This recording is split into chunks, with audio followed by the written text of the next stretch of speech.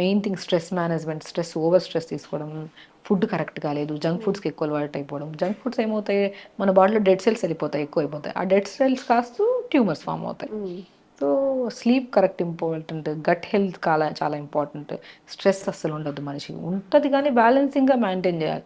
Work ఉంటుంది, work చేయలేకపోతున్నామంటే over pressure తీసుకొని రాత్రంతా మేలుకొని కరెక్ట్ ఫుడ్ తినక అవును. దానివల్ల ఏమవుతుంది, మొత్తం లైఫ్ స్టైల్ ఇదైపోతుంది కదా, సో మారిపోతుంది మొత్తం. సో ఎప్పుడు ఏ క్యాన్సర్ రావద్దు అంటే ఒకటి హెల్దీ లైఫ్ స్టైల్ని మెయింటైన్ చేసుకోండి.